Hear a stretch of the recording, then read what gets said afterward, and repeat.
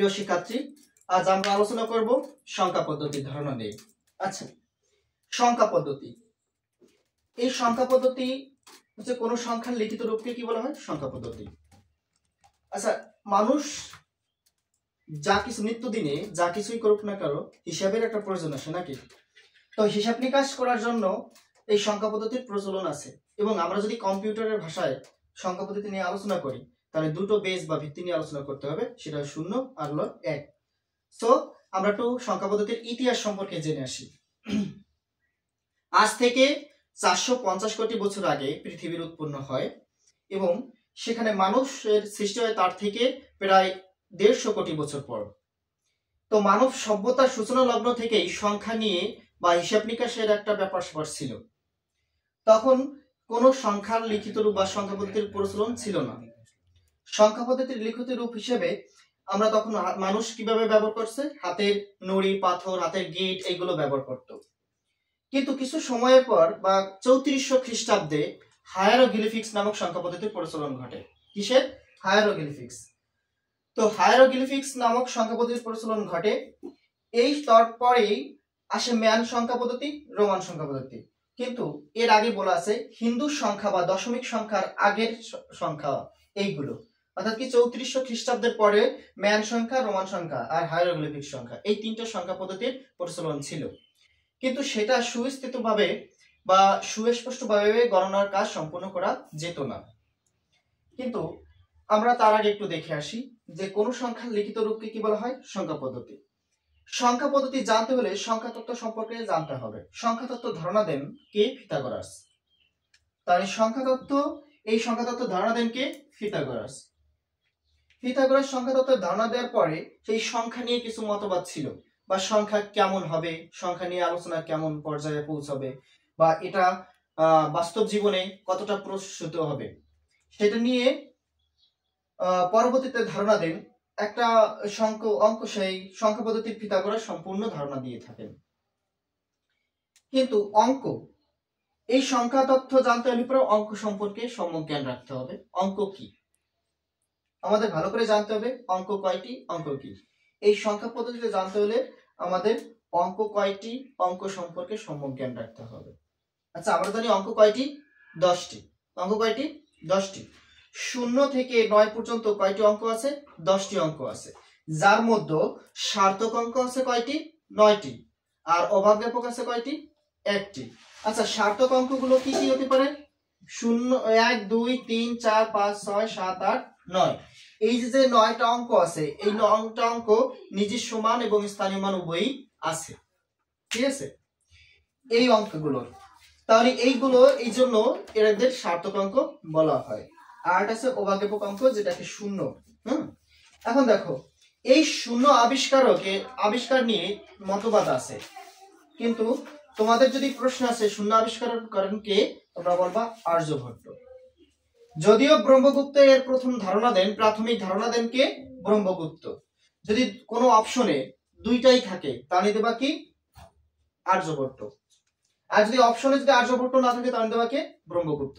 কারণ এই শূন্য নিয়ে, শূন্য আবিষ্কারের প্রকাশ বা প্রাথমিক ধারণা ব্রহ্মগুপ্ত দিলেও কিন্তু প্রকাশ করেন কে? আর্যভট্ট। এই জন্য বলা হয় শূন্য আবিষ্কারক কে? আর্যভট্ট। বুঝতে পারছি? আচ্ছা, কিন্তু একটা প্রশ্ন রয়ে গেছে, সংখ্যা পদ্ধতির ধারণা দেন পিঙ্গলা। কে দেন? পিঙ্গলা। মানে পিঙ্গলা কিভাবে সংখ্যা পদ্ধতির ধারণা দেন? অনেকেই বলে, বইতে অনেক বই পড়েছি বা আমরা সবাই দেখছি,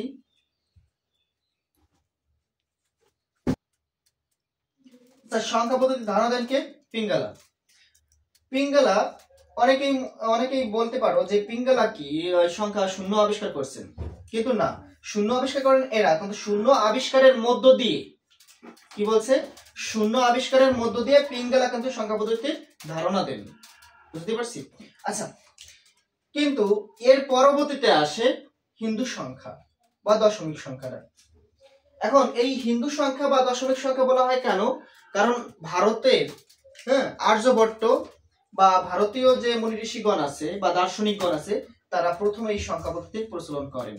এই জন্য তার নাম অনুসরণ হয় হিন্দু সংখ্যা বা দশমিক সংখ্যা। এর পরবর্তীতে নাম হচ্ছে কি? ডেসিমেল সংখ্যা। ঠিক আছে। আচ্ছা, তবে আমরা এই দশমিক সংখ্যা আবিষ্কারের আগে যে তিনটা সংখ্যা আছে কি কি, ম্যান সংখ্যা, রোমান সংখ্যা, হায়ারোগ্লিফিক সংখ্যা, সেটা নিয়ে আমরা আলোচনা করি। আচ্ছা, এই পর্যায়ে আমরা আলোচনা করব হায়ারোগ্লিফিক সংখ্যা নিয়ে। আচ্ছা, এতটুকু তো বোঝার আমরা সবাই বুঝছি নাকি? আচ্ছা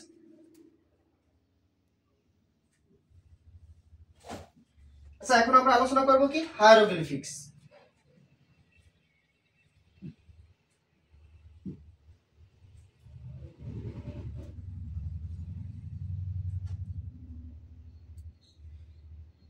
আচ্ছা, হায়ারোগ্লিফিক সংখ্যা মানে কি? পবিত্র সংখ্যা।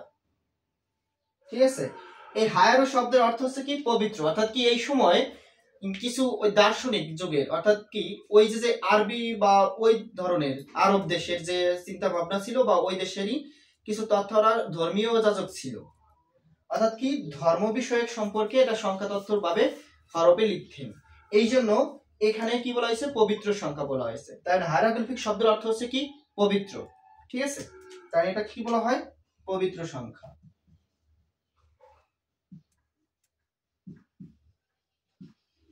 আচ্ছা, এই হায়ারোগ্লিফিক্স সংখ্যা পদ্ধতি কত সালে প্রকাশিত হয়?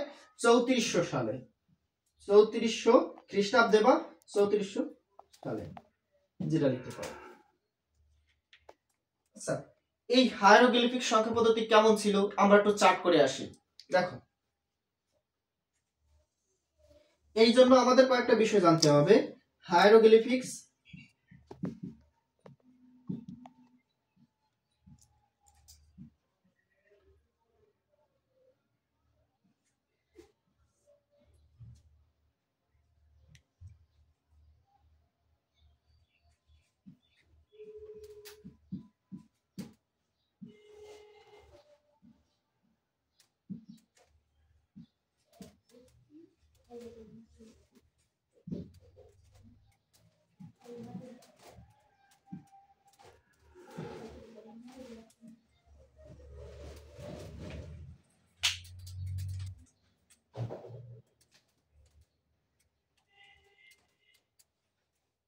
আচ্ছা খেয়াল করো, তাহলে আমরা হায়ারোগ্লিফিক্স, ম্যান, রোমান, দশমিক এই সংখ্যাগুলোর মধ্যে একটা পার্থক্য খুঁজে আসি।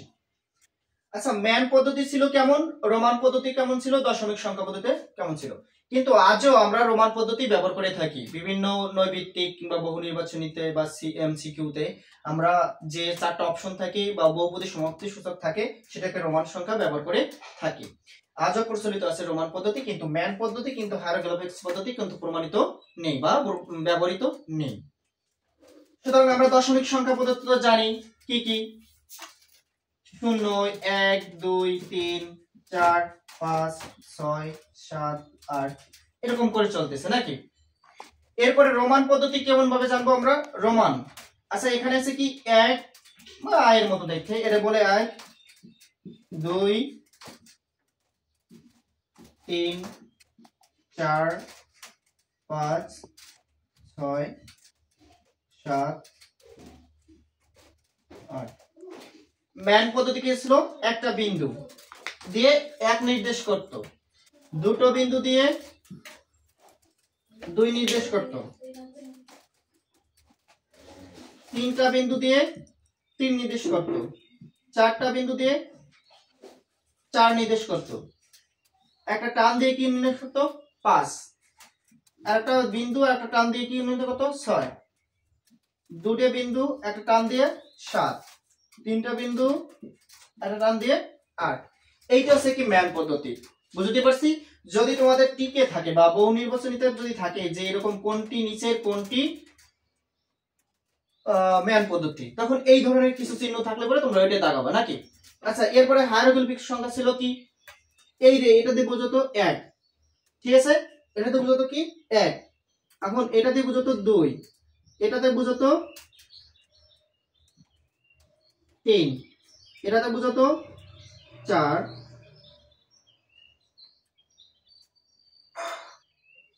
5,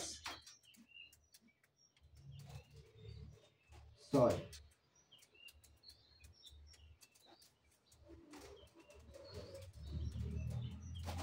7।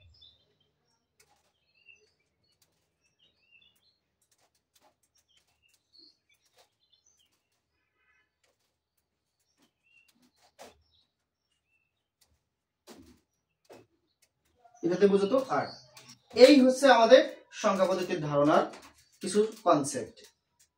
ঠিক আছে, তাহলে আমরা আজকে কি আলোচনা নিয়ে করলাম, যে সংখ্যার যে ধারণা, ইতিহাস সম্পর্কে একটু জানলাম, যে আসলে কি মানব সভ্যতার সূচনা থেকেই সংখ্যা পদ্ধতির প্রচলন ঘটে।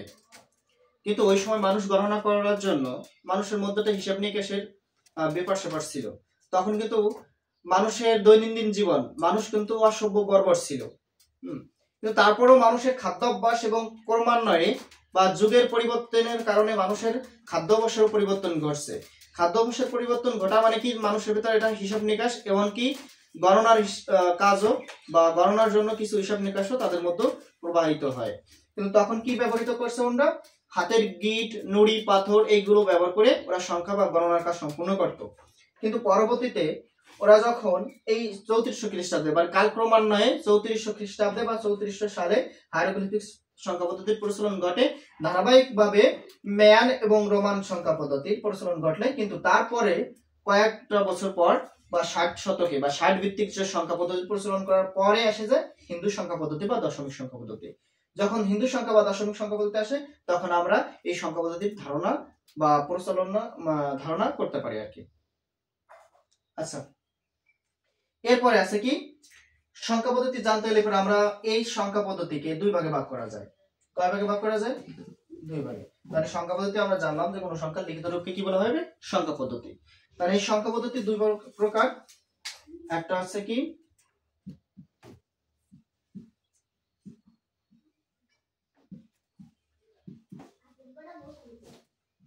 পজিশনাল,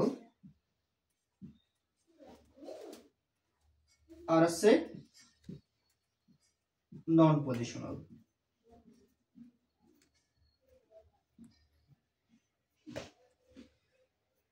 নন পজিশনাল হচ্ছে কি আর পজিশনাল হচ্ছে কি, যে সকল সংখ্যা পদ্ধতির নিজস্ব মান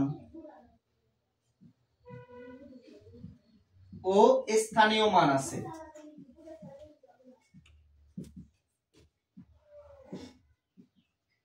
আমরা কি বলতে পারি, যে সকল সংখ্যা পদ্ধতির নিজস্ব মান ও স্থানীয় মান আছে তাকে কি বলা হয়? পজিশনাল।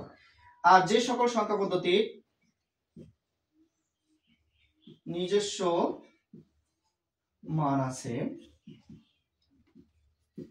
স্থানীয় মান নেই, কিন্তু স্থানীয়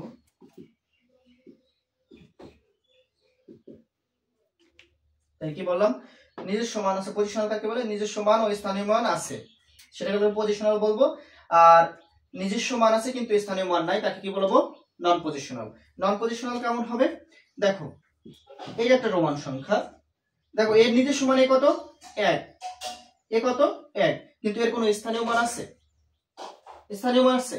আচ্ছা, এটা আছে, এটা আছে কি, এটা মানে কি 1 বোঝায়, কিন্তু এর কোনো নিজস্ব মান আছে কিন্তু স্থানীয় মান নেই। একটা বিন্দু দিয়ে বা একটা ডট দিয়ে কি বোঝায়? 1 বোঝায়, কিন্তু এর কোনো নিজস্ব মান আছে কিন্তু স্থানীয় মান নেই। বুঝতে পারছি? নিজস্ব মান আছে কিন্তু স্থানীয় মান নেই। এখন যদি আমরা এরকম বলি, দেখো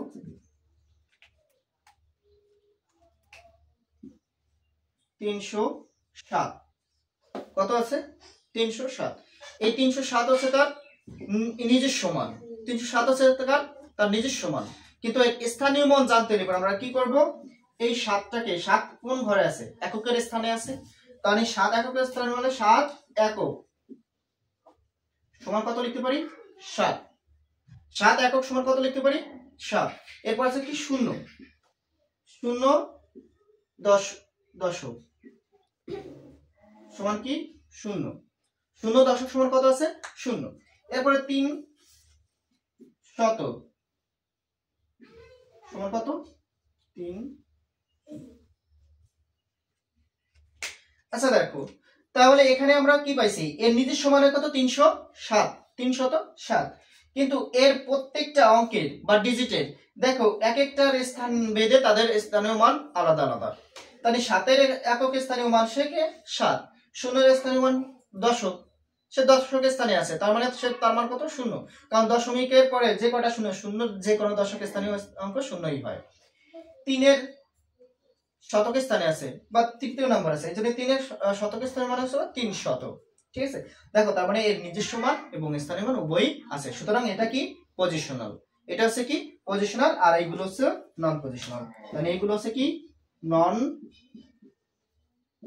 পজিশনাল, আর এটা হচ্ছে কি পজিশনাল। আচ্ছা, আজকে এই পর্যন্ত।